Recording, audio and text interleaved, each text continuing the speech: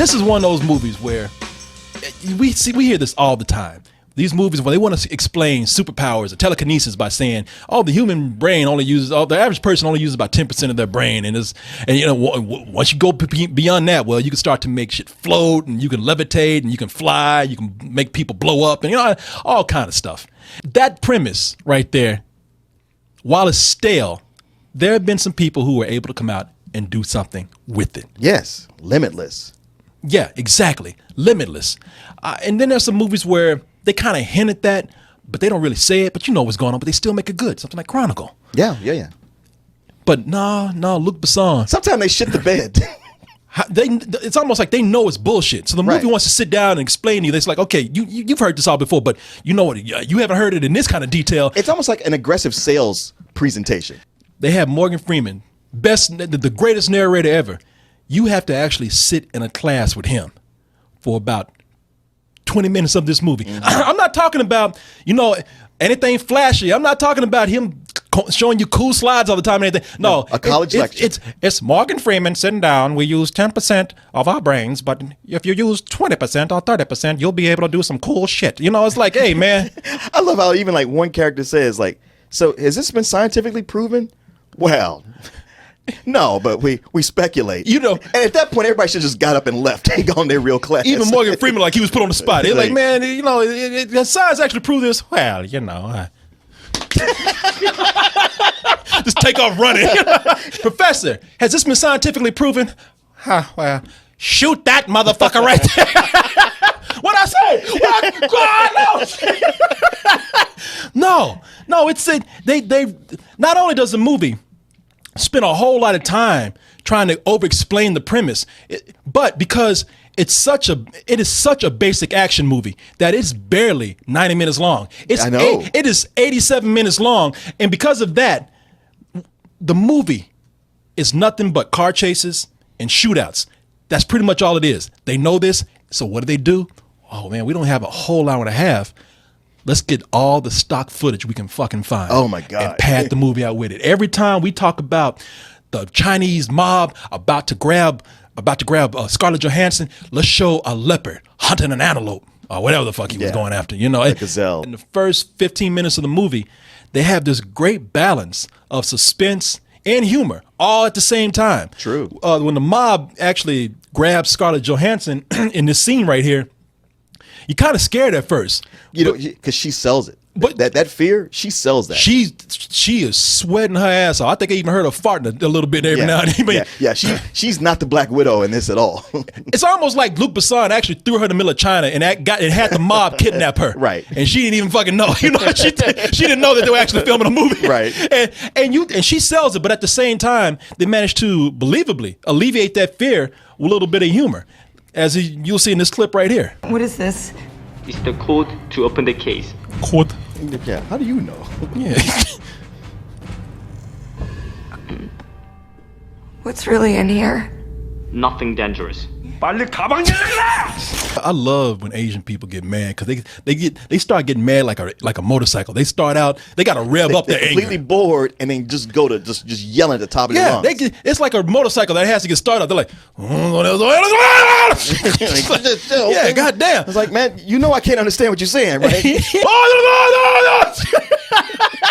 God, you know what? I even think like he's trying to yell in Asian, but I think I heard a goddamn it in there. Goddamn it,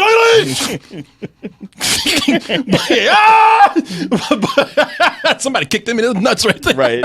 But that guy right there, that's that actor's name, Min-Sik Choi. I like that dude, man. Yeah. I like that dude a lot because he's a bad guy in the movie, but he's one of those, see, like right there, look at him. He's like, man, I don't have time for this shit. Right. He's evil just because he's got shit to do.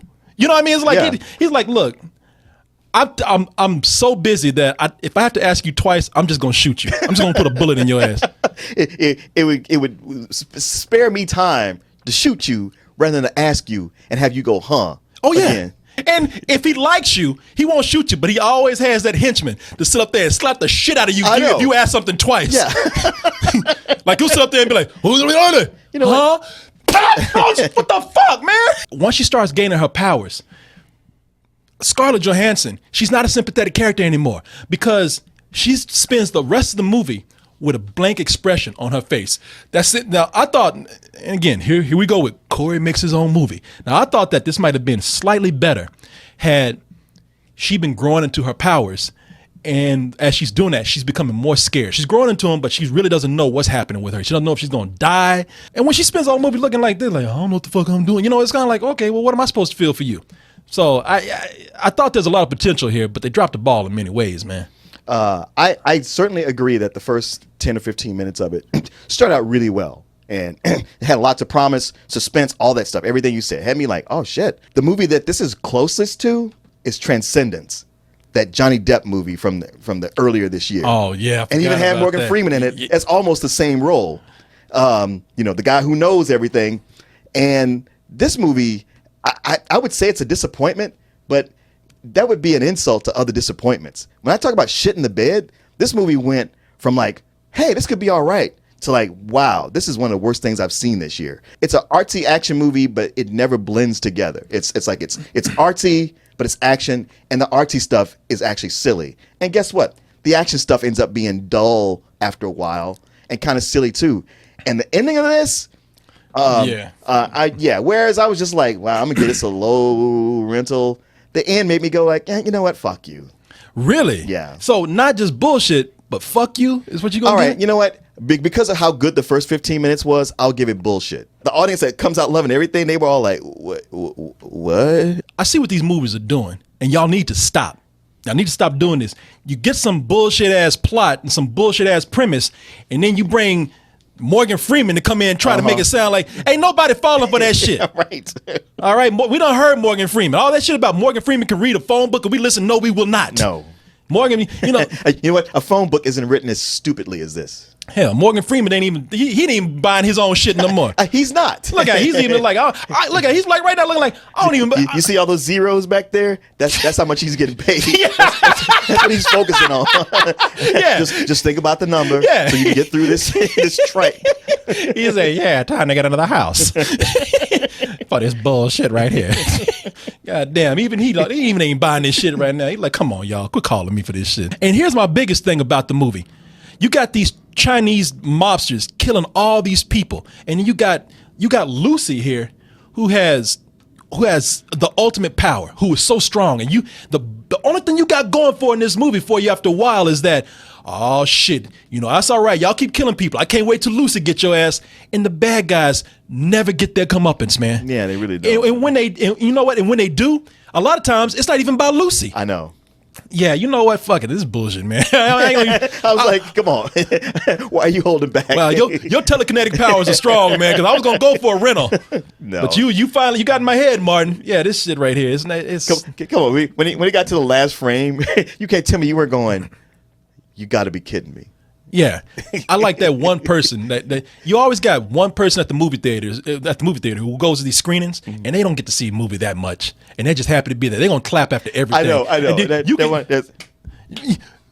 Man, you can tell. You can even tell when a clap is confused. That shit is off syncing. Fuck it, I don't know. They don't even know what the fuck that is, man. Yeah, this movie talking about using more than 10% of your brain. Whoever wrote this shit, it was Luc Besson. He used about 1% of his brain to do this shit. Exactly. Get the fuck out of here. Come on, man.